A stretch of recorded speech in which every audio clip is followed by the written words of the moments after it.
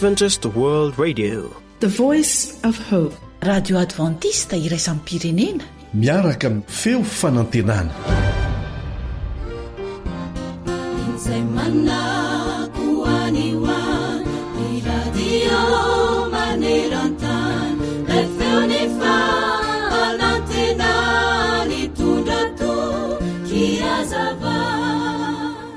hoy ny voalazany tenin'Andriamanitra hoe mino fotsiny ihany.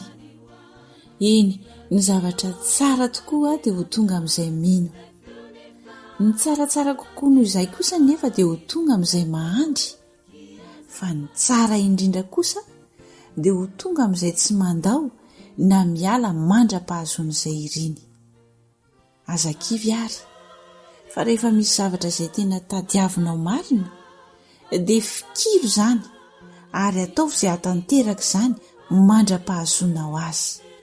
Fa izay mino, manam-paharetana ary tsy mialan-daharana dia azo izay tsara indrindra. Fa raha isika manantena izay tsy mbola hita dia miandry amin'ny faharetana, hoy ny Romanina 9:5-20. Eny, okary ny faharetana isy asa tanteraka, mba ho tanteraka sy ho tonga ohatra ianareo, ka tsy isy tsy ampy na inona na inona.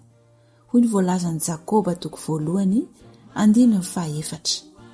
Moa tsy mahafinaritra antsika ve ny mandre teny avy amin'ny olona, indrindra fa avy amin'ilay Andriamanitra raintsika any an-danitra, arak'izay voalaza ao amin'ny Apokalipsy 2:9-20, ka ilaza amintsika hoe: fantatro ny asanao sy ny fitiavanao sy ny finoanao sy ny fanomponao ary ny faharetanao. Ny asanao farany dia be noho ny voalohany. Ary ny 5:20 dia milaza hoe: kanefa izay anananareo dia tany mafy mandra-piavoko. Amen.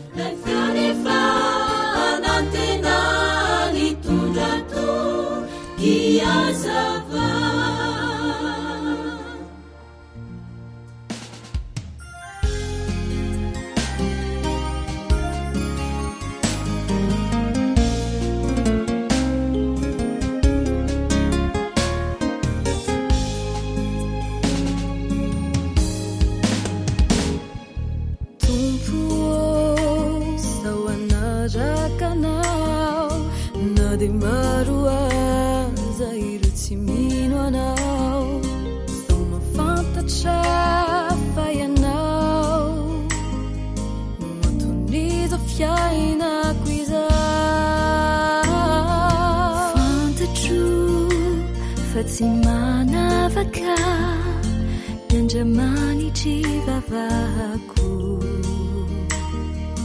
fa mihevitra ny mombay, mafantatra ny anarako, ka izao tompody avonona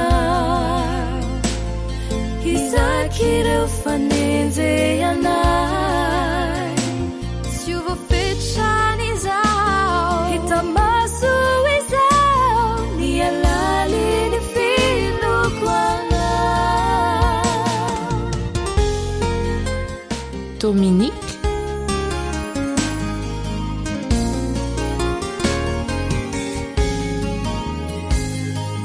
Tompo zao anohiny ity na dia maro aza ireo milazo tsity, zao mafantatra fa ianao no ihon'izao fiainaniza. Fantatro fa tsy manavaka Andriamanitry vavahako, fa mihevitra ny mbay, mafantatra ny anarako, ka izao tompody avonona izakireo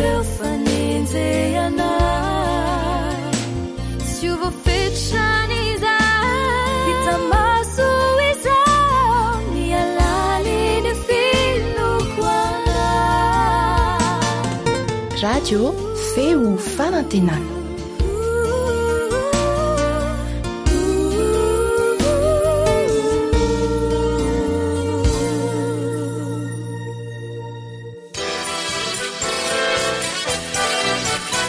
AWR manolotra ho anao ilay feo fanantenana.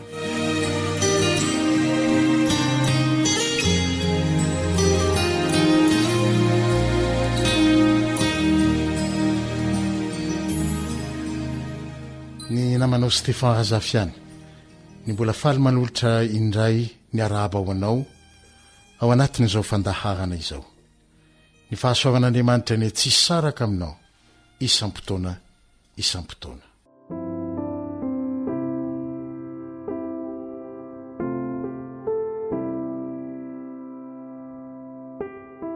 Andefy tany Egypta ny zanak'Israely nandritry ny fotoana lavabe. Voalazo amin'ny bokin'ny Exodosy toko 7, andininy 7 sy 9, Exodosy toko 7, andininy 7 sy 9, ary tahaka ny mahazatra antsika dia amin'ny anaran'i Jesosy avokoa no makitsika ny toko sy andininy rehetra izay hotononina manaraka. Amin'ny Exodosy ary toko 7 andininy 7 sy 9 dia voalaza fa hitan'i Jehova ny fahorian'ny zanak'Israely, fantany ny alahelony ary henony ny fitarainany, koa dia nidiny izy hamonjy azy. I Mosesy no nirahiny hanatanteraka io famonjena ataon'io, ary ny aniny izy fa omba amin'ny Mosesy ka hanoro an'i Mosesy izay holazainy sy hataony. Izany hoe raha adika dia izao fotsiny ny anjaran'i Mosesy dia nanaiky ho fitaovana fotsiny teo am-pelatanan'Andriamanitra. Fa Andriamanitra no hanatanteraka ny famonjena ny zanak'Israely. Dia mila olona izy atao fitaovana. Ka raha manaiky Mosesy dia izy zan'ilay fitaovana. Ary satria nanaiky Mosesy dia izy nataon'Andriamanitra fitaovana. Fa Jehova efa nahita ny fahoriany, nahafantatra ny alahelony, naheno ny fitarainan'ny zanak'Israely. Ka dia naniraka ny Mosesy izy mba ho fanatanterana ny famonjena. Dia mbola omeny any Mosesy koa izay olazainy sy izay ataony ny tanterahan'i Jehova tamin'ny fotoana rehetra nahatany anefitra ny zanak'Israely. Io fampanantenana nataony tamin'ny Mosesy io. Tsy nitsahatra izy nilaza tamin'ny Mosesy izay holazainy sy izay hataony. Eny, fa na dia izay mandany teniny sy maniratsira nianatra ataony aza ka miverina sy mitahina aminy indray avy eo, dia miaino izy ary mamonjy azy araka izay voalaza amin'ny andininy 210 hatramin'ny 410 ao amin'ny Salamo 7:7. Salamo 7:7 andininy 210 dia hoy izy hoe: satria nandany ny tenin'Andriamanitra sady naniratsira nianatry ny avo indrindra izy. Andininy 410 nitondra azy nivoaka tao amin'ny maizina sy ny aloko ny fahafatesana izy ary notosany ny fatorany. Hitantsika fa na dia nandaza ny zanak'Israely, na dia naniratsira, dia mbola namindra fofoan'Andriamanitra rehefa niverina ireo, dia namonjy azy izy. Nampananten'Andriamanitra fa omba ny Mosesy ary dia nitanterahiny tamin'ny fotoana rehetra izany, nanindra nitondrany zanak'Israely tany anefitra. Jesosy io Andriamanitra nampanantena fa hiaraka amin'ny Mosesy io. Avery koa indray, Jesosy io Andriamanitra nampanantena fa homba sy hiaraka amin'ny Mosesy io.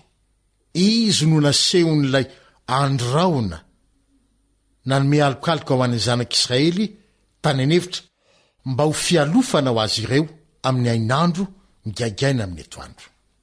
Mbola i Jesosy ihany koa no ilay andriafo nanome fahazavana ho azy ireo sy ny tsilo midiany rehefa alina ny andro. Mbola Jesosy ihany koa no ilay loha rano ny boiboika avy ao amin'ny vatolampy mba hanala ny etaetany tany anefitra izay nivakivakiny. Ary dia mbola i Jesosy ihany koa no nasehon'ilay mofo avy any an-danitra nomena ny zanak'Israely mba tsy hahafatany ny sary azy ireo. Mbola maro samihafa akoatra ireo ny fomba nanehoan'i Jesosy fa teo anilany Mosesy foana izy. Nanitry ny fiainany manontolo ary tsy nandao azy izy fa nitoetra ho mahatoky tamin'ny teny fampanantenana izay nataony. Eny fa na dia nisy aza fotoana na kely finoana ny Mosesy ka nieverany fa nandao azy Jesosy. Ireny fotoana ireny koa dia no milaza amiko sy aminao fa olona tahaka anao ihany ny Mosesy.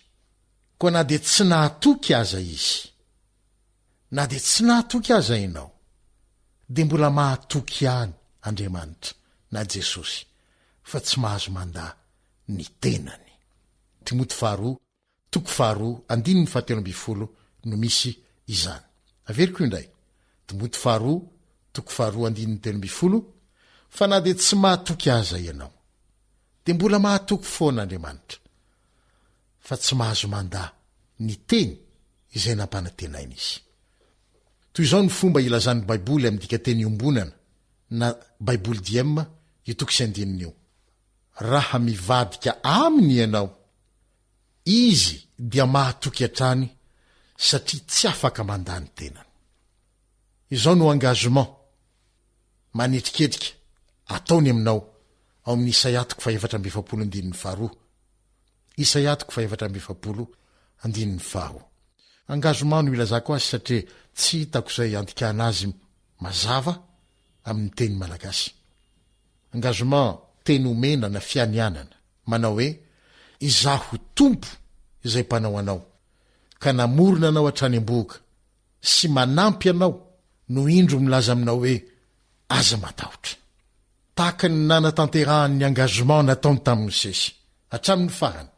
Eny fa na dia nisy fotoana nampahalemy any Mosesy aza, dia hoy izy aminao koa androany manao hoe aza matahotra. Fa toy izany koa no hitoerako ho mahatoky amin'ny engagement nataoko taminao raha mbola voatany kibony reninao fony tsy mbola ahary azy ianao satria samy navotako tamin'ny rako avokoa na i Mosesy na ianao. Ary satria anao izany aminao izy dia ty misy toky omeny ianao ao amin'ny Salamo 1:9, 5:10-9. Salamo 1:9, 5:10-9. Dika teny ombonana amakiko azy ndraiky eto. Raha miantso vonjy amiko izy dia ho valiko, raha azo pahoriana izy dia ho eo anilany aho. Hafahako izy sy omeko voninahitra, hatako ela velona tokoa izy ary nehoako ny famonjeko. Ry mpiaino namako, mamy tena mamy ny toko omeny ny tompony ny fahefana rehetra ho azy sy ho anao. Tsy olombelona tahaka asy ianao akory Jesosy ka hanenina na handainga sy hivadika amin'ny tokony omeny, fa hifikiro izany toko omeny ianao izany. Fa raha miantso vonjy aminy ianao dia amaly ianao izy, raha azo pahoriana ianao dia ho eo anilanao izy. Ary tsy izany ihany, fa nampanantenako izy fa hanafaka anao amin'izay mahatery anao ka nome voninahitra anao sy fahaelo-velona anao. Ahazony mampiseho fa ny famonjeny isa-potoana eo amin'ny fiainanao. Zadino fa ny amin'ndrany fosany meza ny fahaela-velona anao dia ny mbola ampisehony indray famonjena hafa eo amin'ny fiainanao amin'ny ho avy. Farany dia ity ny torohevitra omeny ny Baiboly ianao ao amin'ny Salamo 5:10, 2. Salamo 5:10, 2 manao hoe apetrao amin'ny tompo ny fanahinao na ny entanao fa izy no hanoana anao. Aza misalasala ary miantso azy fa miandry anao izy, ary efa vonina hatramin'ny ela ny vonjy sy ny tohana atolony ho anao. Dia aza manahy na inona na inona fa mbarao amin'Andriamanitra isak'izay mivavaka ny zavatra ilainao, ary angatao amin'ny fofeno fankasitrahana, izany hoe misaora sahady rehefa avy nanambara ny mahahory anao taminy ianao fa miaino sy miahy ary mamonjy sy manafaka anao izy. Koa dia mahereza ary fa manana an Jesosy miaino sy mamaly ary manafaka anao sy mamonjy ianao amin'ny fotoana rehetra ianao. Anonika ny rotsika isikivavaka alohan'ny isarahana.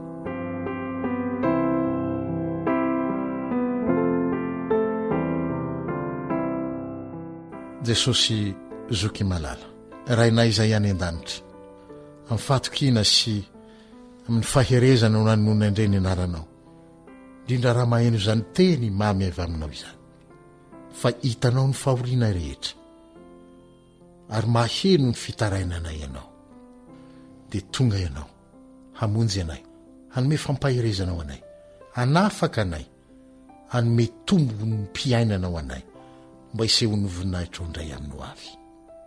Sotra tompo fa mahatoky mandrakariva ianao, na tsy mahatoky azy izay, dia velombelomy amin'izany teny fampanantenana, nomenao izany ny fonay sy ny sainay, amin'ny anaran'i Jesosy. Amen.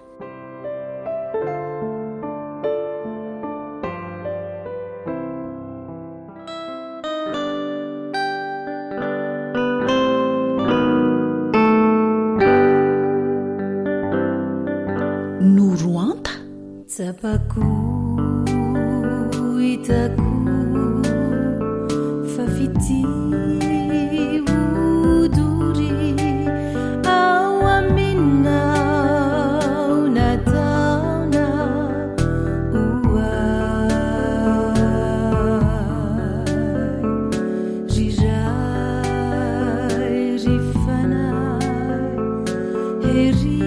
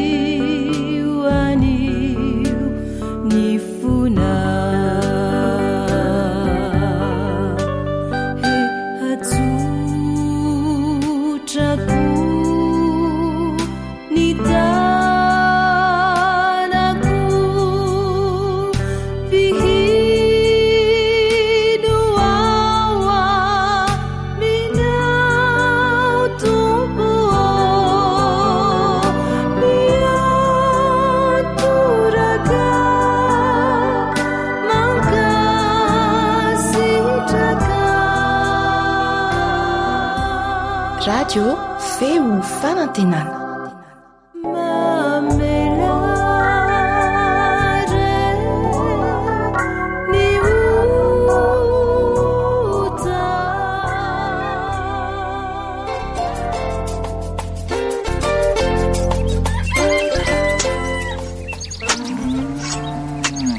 Asa sy tontolo hiainana voakolo antoky ny fahavelomana re.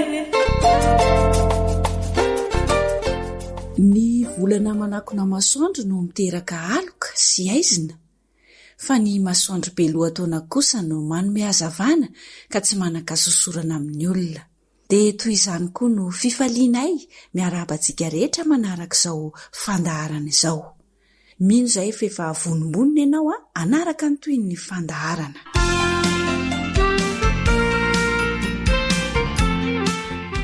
Ny tanjona amin'izao fandaharana izao moa dia natao indrindra mba ampivelatra ny fari-piainan'ny fianakaviana.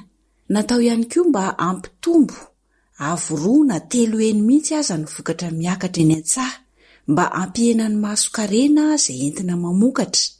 Natao ihany koa mba hiarovana ny tontolo iainana tsy ho voaloto, ary natao anatsarana ny tany sy hiarovana azy tsy ho kotra. Izay no tanjona. Ka torohevitra mahasoa izay tsara ho fantatsika tantsaha mialohan'ny fambolena no entina ho anao eto, miaraka amin'ny ramatoa Razoely Sonirina.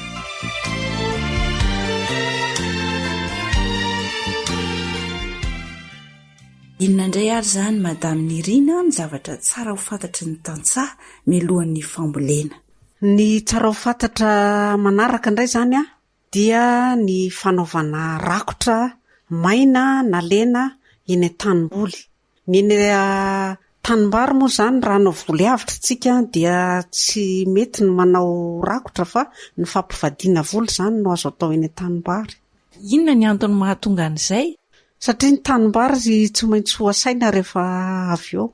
Dia nilazainao teo koa tompoko fanaovana voly rakotra maina na lena, inona izany ny fahasamihafana amin'izay?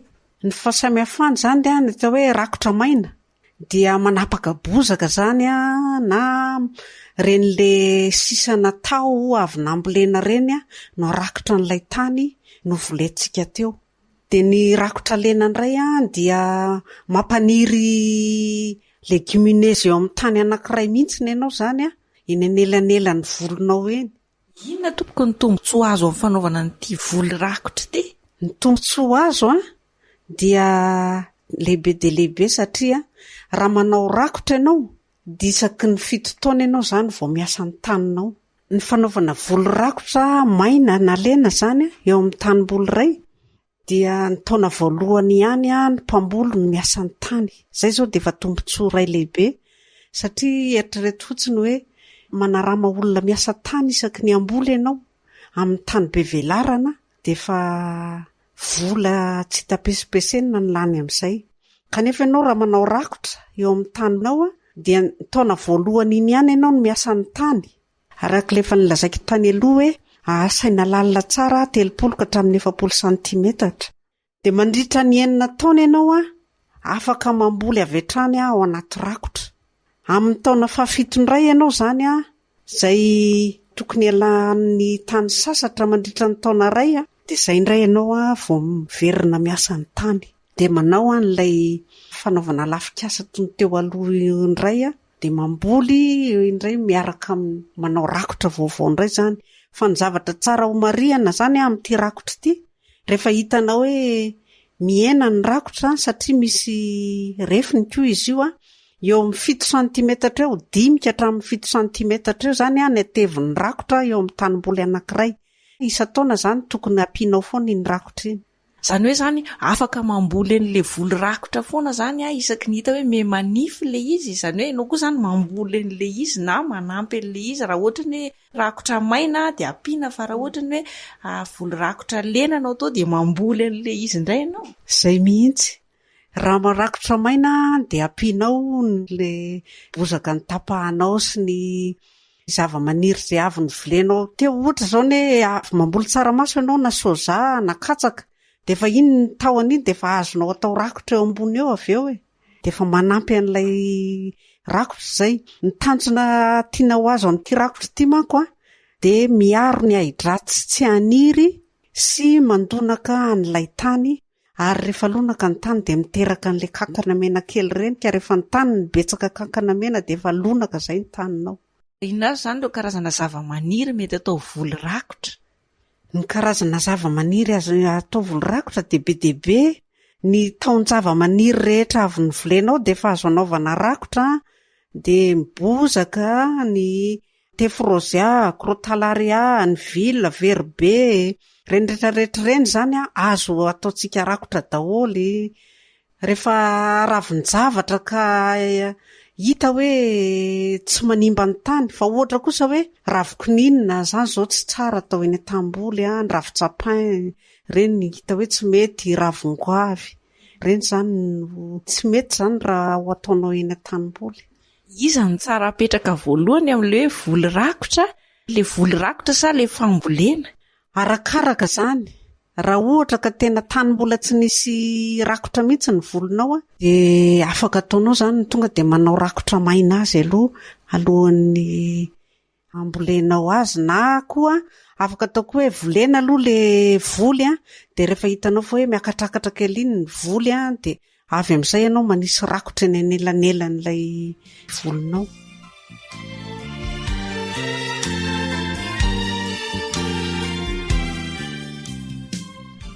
Zay zao ny amin'le izy le hoe raha ohatra ka rakotra maina fa raha ohatra ny mbola amboly an'le karazana zava-maniry atao rakotra zany misy fepetra ve fametrahana an'le voly sy le rakotra lena eny amin'ny tany? Le rakotra lena zany de kendrena fotsiny hoe eny anelanelan'ny voly ihany koa izy zany no atao. Rehefa manao an'ity rakotra ity zany dia voly manara-tsipika hatrany no atao mba hamora ny fanokafana ny rakotra. Satria raha ohatra ka tsy voly manara-tsipika ny ataontsika de ho sahirantsika manokatra an'ilay rakotra zay atao amin'ny fambolena manaraka atao amin'ny tanimboly eo. Rehefa manondraka zay koa zany tombontsoa anankiray lehibe. Rehefa misy rakotra ny tany dia kelikely ny rano atao amin'ilay tanimboly satria ny rakotra zany de mitana mandona. De zay zao de efa tombontsoa anankiray mihena zany ny rano ataonao amin'ny tanimbolinao. Ny tanytsika me masaka zany ny adratsy moa zany de efa voasaka n'ilay rakotra tsy afaka maniry. Zany hoe zany ve tompoko le fanaovana voly rakotra midika fa tsy mampaninona intsony da tsy mampiasa zezika aza? Tsara ihany ny mampiasa ny compost satria rehefa le manokatra n'ilay rakotra ianao de matokony hanampy zezika. Zany akory tsy midika hoe tsy ampiana zezika kosa ny tany fa ampiana zany fa kely. Ny zezika mba kelikely ny ampiasainao satria efa mielonaka ny taninao ny rano mba kelikely koa ny ampiasainao raha ohatra hoe rano tokony 4 arrozoara zao vao matondraka soroboly anankiray de eo amin'ny 2 arrozoara eo de efa ampy satria le taninao efa lonaka. Akoatran'izay ve tompoko raha fanaovana an'ity voly rakotra ity zany mbola mila n'le fikarakarana, le fepetra fikarakarana ohatra ny fihavana, ny fihevona sy ny karazany reny? Raha ohatra ka hitanao fa misy ahatra maniry eny anelanelan'ny voly dia tsara foana ny manala azy mikitikitika kely ny vodin'ny voly azo atao foana izay ka. Mahasitrana tantara no soratany Vanjaniaina, andrenesana ho an'ny saminy Vanjaniaina ary Naritina.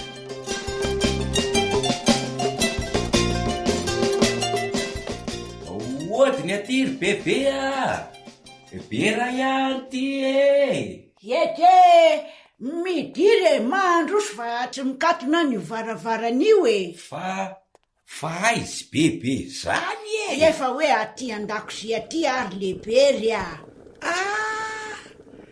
tena isy azy zany ny sakafo rehefa ibebe vao no mitanany familianako no familiana inona indray ry le kely sarety aza tsy misy sady manahiranako amilinina indray marina zany tio angatsy tsaroko le mofo mangazo amin'ny voany io natao ny bebe iny inona indray zany zao nikarakaray ny bebe ao ka ay ve mba mijery an'ity sontsikenina tokony mady tio aho za so de mahiato le isika no nefa izy hatramin'izao tena mbola tsy tongaka no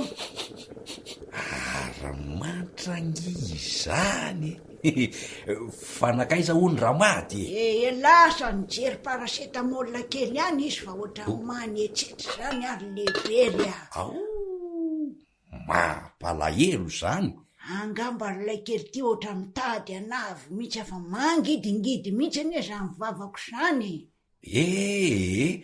makanesany amy dokotery bebe fa aza miandry ela sao de ho tazo zany ana tsy maninony orobery sady tsy mbola hoaiko anie zay mety ho vidy mpanafody any de sery vitanana malava ery lekotry de nda aminoko vatotra koa ka no mahihatra ihany angery bebe ny lamby fa nga mahihatra ribery fa tsisy mihitsy no fambolena an'zao efa tsy araka tony talohatsony tena marina an'zany reto taninareo be debe reo very bebe de tsy milaza zavatra zavatra inona ndraika efa mitonina mihitsy angeny vokatra azo am'ireo raha tambatry de jereo koa ny fiompianareo tena mety tsara ery de mba mahay miresaka mihitsy lehibery kely ty marina ka marina an'izany ka ny tena an'izao efa mandroso tony me lehibe tsy maharaka asa tony talohatsony de tsy maintsy mbo mitsitsitsitsy mafy mihitsy fa sao de tratry ny mosary etrika no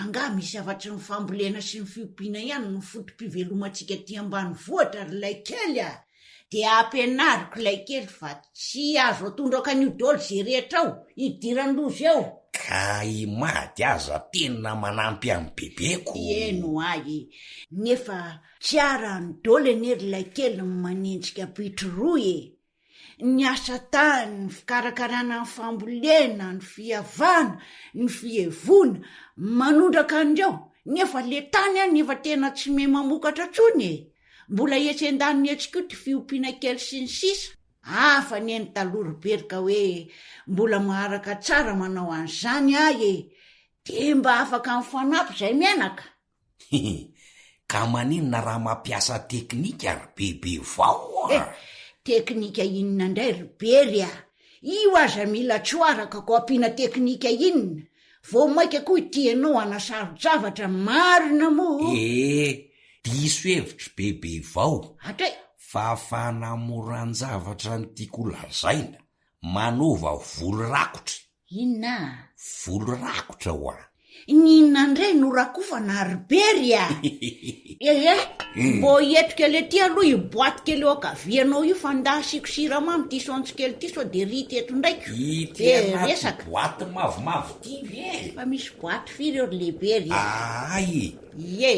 ary aleo apiko bebe anao nio fa mangala aloha moainitsy aleo ararako ihany ny siramamy sao de ataony lehibery mirarakopanako zay vo maty ato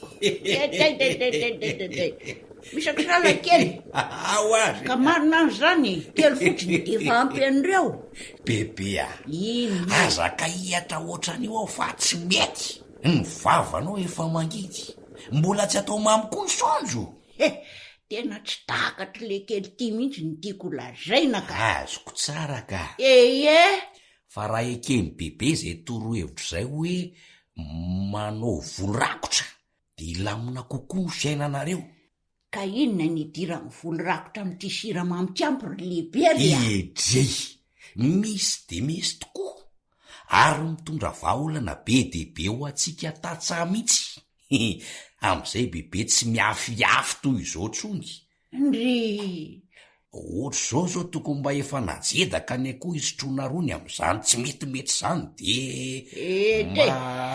mangina fa medaladala eo aza manitakevitra le kely za ve amitaka amy bebe zavatra efa nataonay angeno lazaiko niarika mba azavao amiko tsara reloha sao de mbo mitondra fanantenana ihany zany filazanao an'ity volo rakotra ty zany zay raha tsy miany ihany ty ianao edrisy mipetra tsara ary bebe anazavako azy ro misako sa ery ambony lony ery lay kely ka aloha za eto ao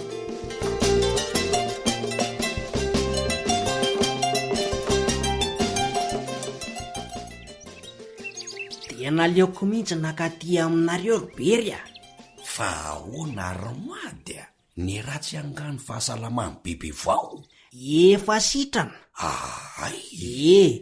Efa lasa nyriotra any atsiana any fa tsy tanatsony. Efa taitrako. Fa mikasika an'le vola rakitra ny resanga taminy no zay no tena mahaliana anay mianaka. Misy tsy tadidiny tsara no nanazava amin'ny bery azy de naleoko mihitsy nakaty. Ka tsy olana ka. Andao mihitsy aloha tsika amin'ny rahalahy maketsy atsinananitsy de sady mijery azy no azavaiko amin'ngany fandehany. Andao ary. Eto reo no atao hoe voly rakotra. Ve ohatr'izao. Ndraindray aho mba mandalo ety ihany fa tsy miditra amin'ny saiko mihitsy hoe voly rakotra ngety atao mibery ty. Tsotra mihitsy letsy ny fanaovana ny voly rakotra nefa ahitana tombotso be de be mihitsy. De ongo inona sy inona avy zany reto andrakofana an'le tany reto? De ahoana koa ny fanaovana an'le fambolena amin'izao ka? Voalohany indrindra tsara ho fantatry nga aloha de izao. Misy karazany roa zany ny voly rakotra. Karazany roa? De ny voly rakotra lena zany sy ny voly rakotra maina. Ity zao rakotra maina io. Misy an'reto inona daholo izany? Taony zavatra efa maina isan-karazany reto izy ko. Rehefa karazany zava-maniry efa maina zany toy ny bozaka, ny vily, ny veribe, reo tao katsaka maina reny, ny taony zavatra efa maina avy namboleny reny letsy de azo andrakofana an'le tany daholo Tena azoko tsara lohatreto. Afa-tsy ny ravi-kininina sy ny ravi-tsapay ary ny ravin-goavy ihany tsy azo atao. De misy fipetra ve ny fanaovana azy ty sa? Am'le taona voalohany ihany aloha zany no miasa ny tany. Saingy kosa rehefa miasa ny tany de atao lalinasa tsara. Fa avy eo mandritra ny taona be izao, taona de mamboly fotsiny ao anatin'le rakotra. Ahoana tsara hoe ribery kely? Zany efa voalazako zany De tsy mila miasa tany tsoro zany mandritra ny taona fa de mamboly fotsiny. Tena vaovao mavaly anie zany ringaty. De ahoana le fomba fambolena amin'ity izy hoe misy rakotra ty ary? Tsy maintsy voly manaratsipika zany no atao mba hanamora an'le fanokafana ny rakotra. Azoko tsara mihitsy aloha hatreto. Am'izay mantsy mora hita hoe eto le tamy misy ny voly satry zay. Tsotra sy mora taterahany. Fa ono izy ary no apetraka voalohany, le voly sa le rakotra? Arakarany io ka. Raha ohatra ka mbola tsy misy rakotra zany le tany de apetraka aloha ny rakotra maina vo mamboly. Na mamboly aloha ka rehefa miakatra kely le voly vo apetraka ny rakotra. Fa tsy maintsy atao manaratsipika daholo ho an'ny fambolena. De misy refiny ve ny atevan'le rakotra? Zay misy tena misy. 5 ka hatramin'ny 7 centimetatra ny atevon'le rakotra. 5 ka hatramin'ny 7 centimetatra? De rehefa hita hoe mihena le rakotra de ampiana isa taona. Zay fotsiny zany ny asa nga fa tsy mila miasa ny tany tsony mandritry ny taona zay. Fantaniana manaraka. Alefa. Ahoana indray ara mikasika an'le fihavona sy ny fihavana ary ny zezika? Zay anie le tombony am'le fanaovana nyity voly rakotra ity maty. Satria io rakotra io anie no miaro am'le voly tsy ho be ahidratsy karaha mety mila fihavana na mila fihavona de kely fotsiny ny fanaovana an'izay. Hitako lehibe ro manam-potoana eriko. Zany tsy ambaratiro. Ary ahoana indray ary ny amin'ny zezika? Miena be mihitsy ny zezika ampiasainga. Zany? Satria io rakotra io ihany de fa malonaka ny tany tsara tsara mihitsy. Tena tobitsobe mihitsy le roa ny fanaovana nyity vola rakotra ty raha izany a. Eno a akoatran'izay rehefa manondraka de tsy mila rano betsony satria reo rakotro reo ihany no miazona ny amandona ao amin'ny tany eo. Raha dinihiko tsara anie zany de mihena tanteraka ihany koa ny fotoana lany amin'le fambolena. Tena mihena. Hitako moa leselahy mahita zavatra atao betsaka mihitsy akoatran'le fambolenako. Zay mihitsy angeny tanjona amin'ity vola rakotro ty le maty. Ny vola lany amin'ny zezika mihena, ny aidratsy tokony aniry tsy misy satria voaro amin'le rakotra, ny tany lonaka, ny fotoana lany amin'ny fikarakarana ny fambolena mihena. De afaka manao zavatra hafandray nefa mivokatra tsara. Zany eo ny raso aloha mba averiko tsara fa netanetana be ny foko mandre ny fanazavanga rehetra teoko. Hoy nga hoe amin'ny taona voalohany ihany no miasa tany. Marina zay. Fa mandritry ny taona manaraka zany mamboly fotsiny avy hatrany ao anatin'le tany misy rakotra. Fa amin'ny taona fafito kosa de mba avela hiala sasatra ny tany. Fa aorianan'izay indray de miverina mamboly indray nga, de averina tony teo aloha ny fikarakarana an'le voly rakotra. Mazava tsara lesy ribirikely. Fa ono ary rakotra lena indray zany ahoana no atao?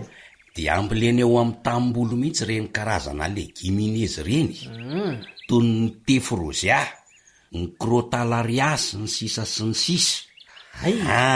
De atao manaratsipika foana ny fambolena mba hamora an'le fikarakarana ringatia. Misaotra lesy ribery laniko teto ny fotoana tokony niasangako. Le madika ohatra ninona natao hifanampy angeletsika. Ay aloha zaro mampandroso aleo hatsaraina ny teknika mpamboletsika tatsaha, arahana tsara zay voalaza fa io angeny fotom-pivelomana ary mady. Tena resy lahatra ka. Hitako manodidina maferiana niraka nakaty amingako. Zao voly rakotra zao foana no ataon'ny resaka. Ay tombotsobe mihitsy ny fanaovana azy ko. Zay mihitsy ny resaka isy bebe vao Eno amin'ny voly rakotra io ny tena mbola mahavita zavatra hafa betsaka, mahavita miopy, mandrafitra sy ny sisa, nefa ny fambolena mitohy hatrany, ny tena tsy rera-maina. Hitako moa letsy mivokatra reo ny tsara sy be ohatrany reniko. Manandrama fotsiny de ho hitanareo ny vokany. Vahaolana ho antsika tatsapambolo mihitsy ny fanaovana an'ity voly rakotra ity. Marina letsy zany tongotra mbiandakana letsy ny tsampody koa ataoko voarakotra daholo reo taninay rehetra reo. Fa raha matahotra nga ny fambolena vita, ny fotoana nanana mitombo, ny masokarina mihena, miery lany mihena. Fafinaretana azo mahita vokatra betsaka miakatra. Ano mihitsy. De lazao amin'izay bebe vao amono akoho atao rony fa mila an'izany izy zao nga tsy ataony ngafa fifandresen-dahatra ko avy ambe ny enay mianaka vonajedaka ny kialamavo. Fa ahoana indray ny adinareo mianaka tao Ka nylazako mihitsy izy hoe inona no iompiana sy ambolena raha tsy mba hinanana, sady inona no ery azo iasana raha mahihatra zara raha misakafo, tsy ampy hery, sady mba nampy filafolaiko kely aloha hoe raha tsy mamono akoho mba hakana rony sika am'izao ianao marazo zao de roviana voahazo hery nde anaovana voly rakotra. De ahoana hoy izy? Aleo aloha zany hoa miandry anao sitrana tsara, zay vo makany amin'ny lehibery mianatra an'izany fa tsy hoarako daholo zany. Sady nalahelo izy noho ny teny hoe ndeha hanary vonohy kalamavo. nefa avy eo ane izy nanesikesikery ary sitrana vetivety raha matoa efa hoeritona latsaka kely ene zay ry ngatiny tsy namono akoho tena loza elanela zany ka na aminaiky amono akoho ihany bebe vao ako bidibe reo ry ngako asa atao inonao daholo misaotra nga aloha nampianatra n'ity vola rako sy ty fa ratr' zany ny tena hiasa mafy ny akoho tsy azo ny nakanarony sady mahasitrana ny olona ny mahasitrana ny tany le toro-hevitry nga de mahazo to manao volo rakotra de voloson-draika alamary fingavy atao ladobo am'izay izy amin'ny manaraka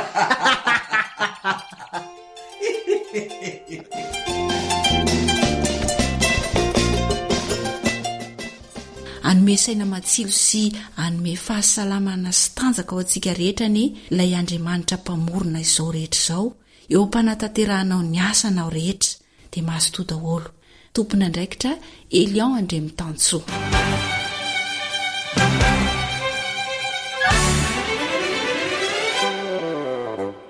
Ankoatra ny fiainoana amin'ny alalan'ny podcast dia azonao atao ny miaino ny fandaharany radio AWR sampananteny malagasy isanandro amin'ny alalan'ny YouTube. Feo fanantenana.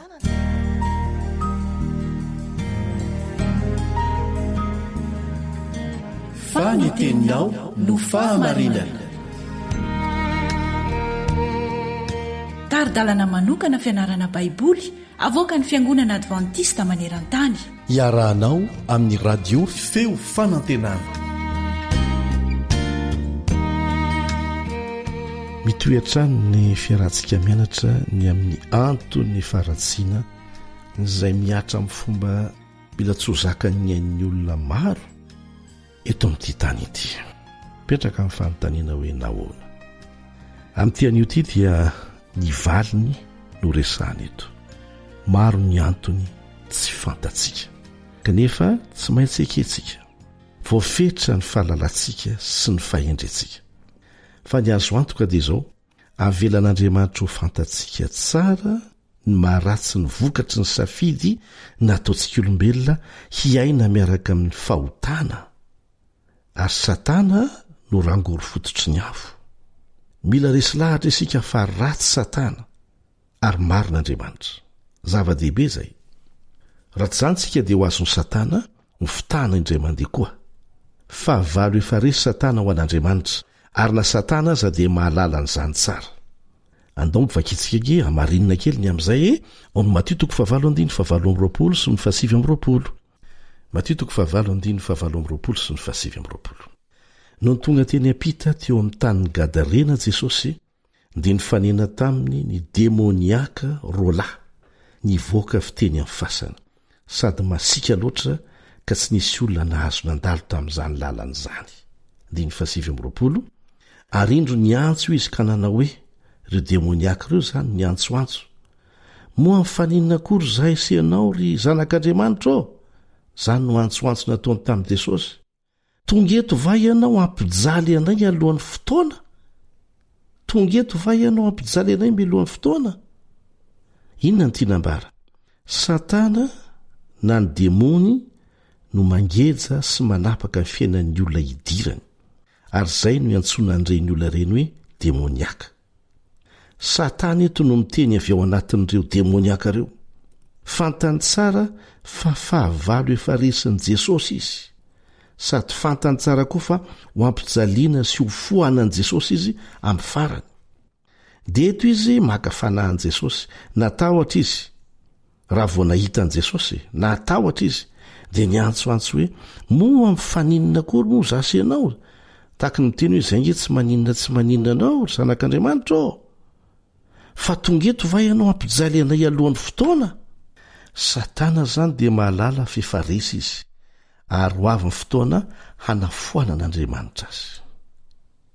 Averina ihany fa fahavalo efa resy Satana eo anatren'Andriamanitra fa niady miseho amin'izao fotoana izao any dia ady amin'ny fandresena lahatra antsika olombelona hanaiky ny famonjena omen'andriamanitra sy ny fitantanan'andriamanitra ny fiainantsika na hanaiky indray ny fitaky satana ngezabe zany safidy zany satria tsy mitsabaka amin'ny safidy nomeny antsika andriamanitra tsy mampiasa hery andriamanitra andresena lahatra antsika satria ny fanekena anaraka azy amin'ny fitiavana ihany no ekeny mampiasa hery izy rehefa mamonjy izay mangataka fiarovana aminy fa tsy manery kosa ny safidysika hanaraka azy na tsia fa azonao misafidy izay tianao na hanaraka ny satana na hanaraka an'andriamanitra fa tsy zonao misafidy izay tsy maintsy hovokany ohatra ny tsara ambolohan'ny fiarahana amin'ny satana saingy ratsy ny fiafarany tsy adalan'andriamanitra sanatria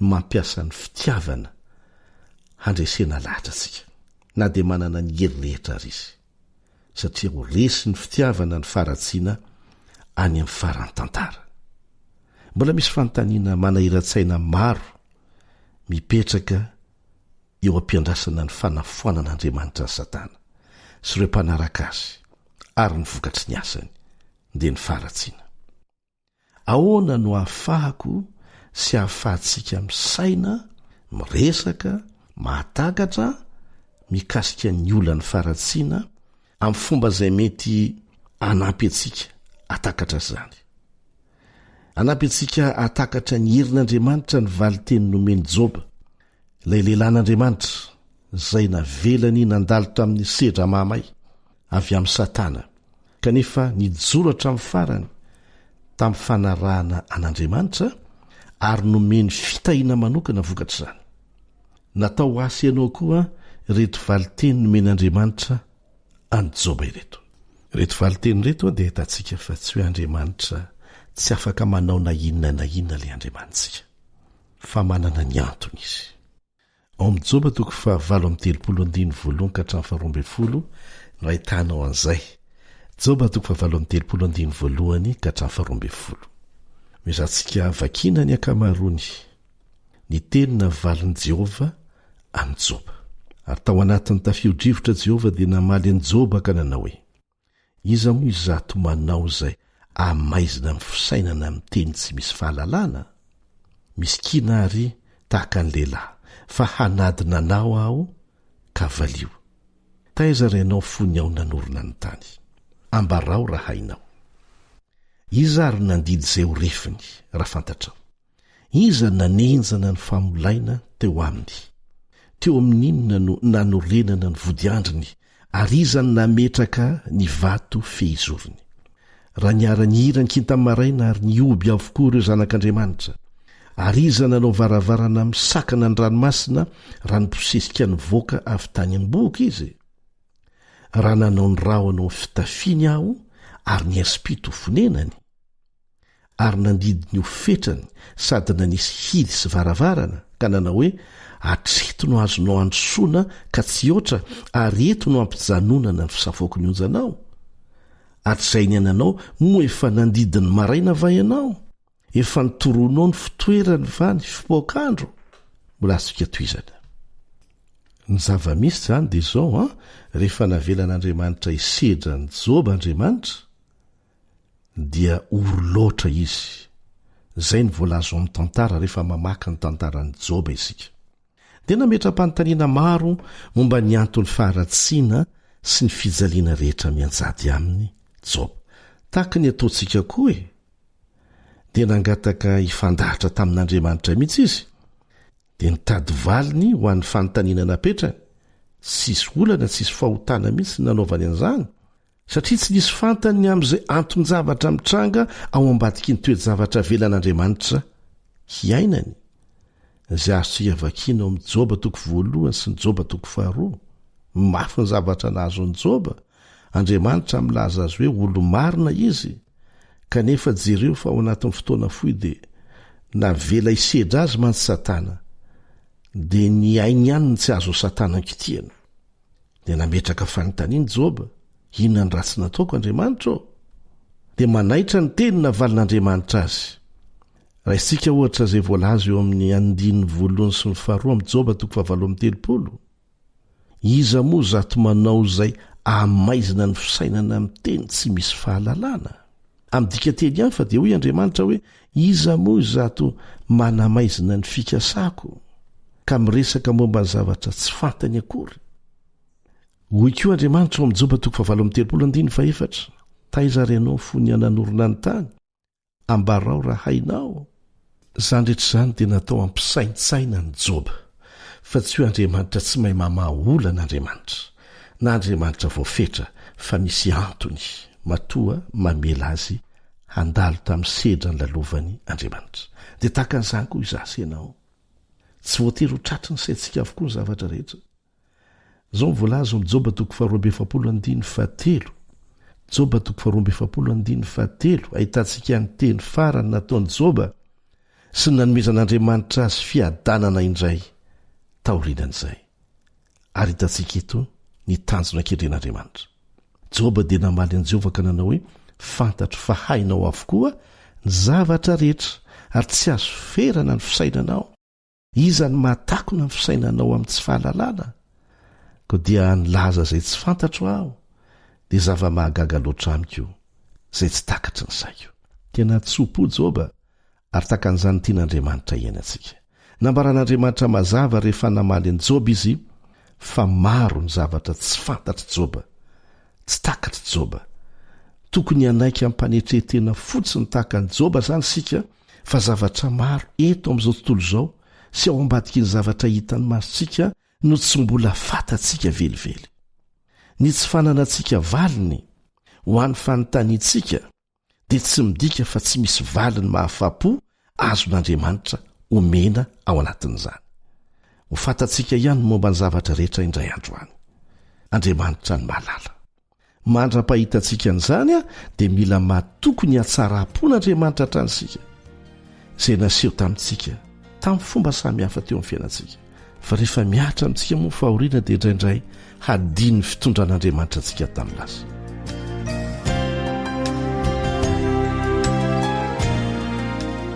Ny azo antoka dia izao eto am-pamaranana. Raha tena tia sy mahatoky azy ianao tahaka ny zazakely izay trotrohin'ny reniny dia azo ny avadika hiaraka hiasa hasoanao avokoa ny zavatra rehetra izay avely ny trango eo amin'ny fiainanao. Araka ny voalaza ao amin'ny Romana 8:7 fantatsika fa ny zavatra rehetra dia miara-miasa hasoa izay tia an'Andriamanitra dia izay voantso araka ny fikasany rahateo. Nahoana moa? Satria na sanatria aza maty isika avelany ho faty dia azo ny atsangana amin'ny maty raha toa ka ny azona hatramin'ny farany ny fifandraisana taminy. Tsy azony Satana tao ho an'ny mpanaraka azy mantsy izany satria tsy tompony fiainana Satana fa azon'Andriamanitra tao kosa ho an'izay tena tia azy. Toromaso fotsiny fahafatesana ho an'ny zanak'Andriamanitra. Rehefa tonga Jesosy dia tahaka ny olona ny fo maraina rehetra izy. Ka aza manaiky ny bitsibitsika ny ratsy hiala amin'Andriamanitra. Izy ny fiainana ho anao tsy amin'izao ihany fa mandrakizay. Amen.